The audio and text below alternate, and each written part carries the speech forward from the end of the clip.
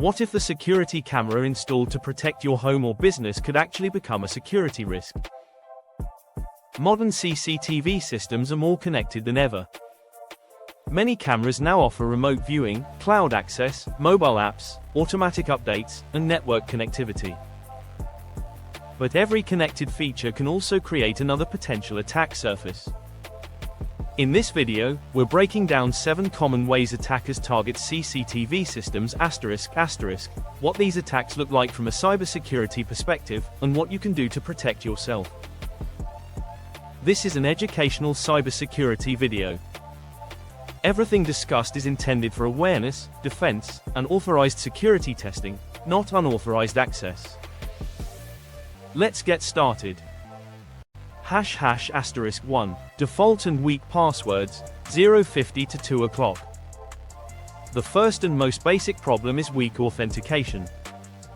Many CCTV cameras and network video recorders come with default administrator credentials or simple initial passwords. If the owner never changes them, an attacker who discovers those credentials may potentially gain administrative access. Even after changing the default password, users sometimes choose passwords that are easy to guess. Attackers can also take advantage of password reuse. For example, if someone uses the same password for their camera account and another online service, a breach of that other service could potentially expose the camera account as well. How do you defend against this? Change every default credential immediately. Use a long, unique password for the camera administrator account. Don't reuse passwords across services. And if your camera platform supports multi-factor authentication, enable it. A strong password doesn't make your system invincible, but it removes one of the easiest attack paths. #**2 Outdated firmware vulnerabilities, 2 o'clock to 3:10. The second attack method involves outdated firmware. A CCTV camera is essentially a small computer. It has software, networking components, storage, and sometimes a web interface. Like any other software, its firmware can contain security vulnerabilities. Manufacturers periodically release updates that fix these weaknesses. But many surveillance systems are installed and then forgotten. An attacker who knows a particular camera model contains a publicly known vulnerability may look for exposed devices running the vulnerable version. This is why firmware management is extremely important. Check your manufacturer's official support page for your exact model. Install security updates when appropriate. And replace devices that no longer receive security updates. A camera that hasn't received security patches for years shouldn't automatically be considered secure simply because it still works. #**3 Exposed camera interfaces, 310 to 420.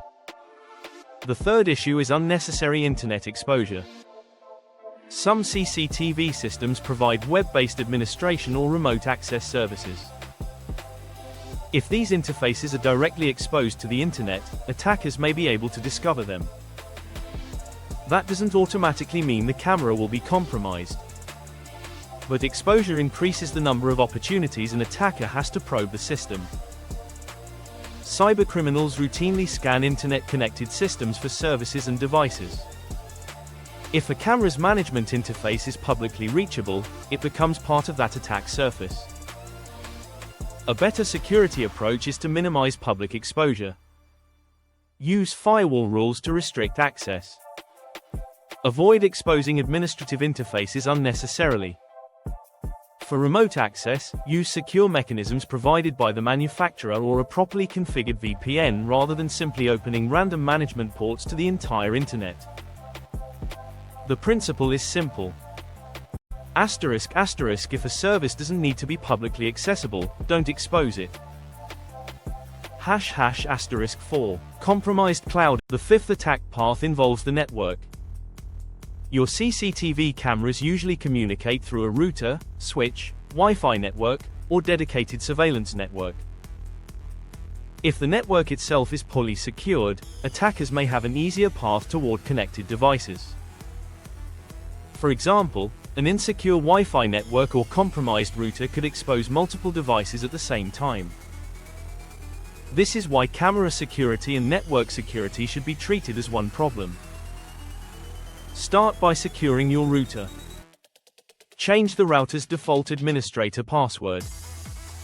Keep its firmware updated. Use strong Wi-Fi security. Disable unnecessary remote administration. And regularly check which devices are connected to your network. For larger environments, consider putting CCTV cameras on a separate network or VLAN. That way, if one device is compromised, you can reduce its ability to communicate with sensitive systems.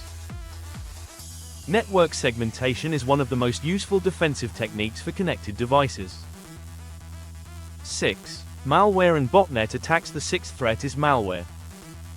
CCTV cameras can become attractive targets because they are often connected to the internet and may remain powered on continuously. Attackers may attempt to compromise vulnerable devices and incorporate them into botnets. A botnet is a collection of compromised devices controlled by an attacker. The infected devices can potentially be abused for activities such as large-scale scanning or distributed attacks. In some cases, the camera owner may not immediately notice anything unusual. The camera might continue recording normally. That's why network monitoring can be valuable. Look for unusual outbound connections, unexpected traffic, abnormal device behavior, or suspicious login attempts. If a camera appears compromised, isolate it from the network and investigate according to your organization's incident response procedures. For personal systems, restoring the device using the manufacturer's official recovery process and changing relevant credentials may be appropriate. 7. Physical access and local attacks. The seventh attack method is much more basic, but often overlooked. Physical access. If an attacker can physically reach the camera, recorder, storage device, network equipment, or connected computer, they may have opportunities that don't exist remotely. For example, exposed cables, unsecured recording equipment, removable storage, or accessible network hardware can create additional risks. That's why cybersecurity isn't only about passwords and firewalls. Physical security matters too. Mount cameras where unauthorized people cannot easily reach them. Secure network equipment. Restrict access to NVRs and DVRs. Protect storage devices. And don't leave administrator workstations unlocked. A strong digital security system can still be undermined by poor physical security. How to secure your CCTV system. Now let's turn everything into a simple security checklist. Number 1. Change default credentials immediately. Number 2. Use strong, unique passwords. Number 3. Enable multi-factor authentication whenever available. Number 4. Keep camera, NVR, router, and application software updated. Number 5. Avoid exposing management interfaces directly to the public internet. Number 6. Secure your Wi-Fi and router. Number 7. Consider network segmentation for CCTV devices. Number 8. Review user accounts and remove unnecessary access. Number 9. Monitor your network for unusual activity. Number 10. Replace cameras that no longer receive security updates. And perhaps most importantly, regularly review your entire surveillance setup. Security isn't something you configure once and forget. Final CCTV systems can provide excellent protection, but connected cameras also introduce cybersecurity risks. Attackers may target weak passwords, outdated firmware, exposed services, cloud accounts, insecure networks, malware vulnerabilities, or physical access. The good news is that many of these risks can be reduced with basic security practices. So, check your cameras today. Change those passwords. Update the firmware. Secure your network. And review who has access. If you enjoyed this cybersecurity breakdown, Subscribe for more ethical hacking, privacy, and digital security content. And remember, always test security systems only when you own them or have explicit permission to do so.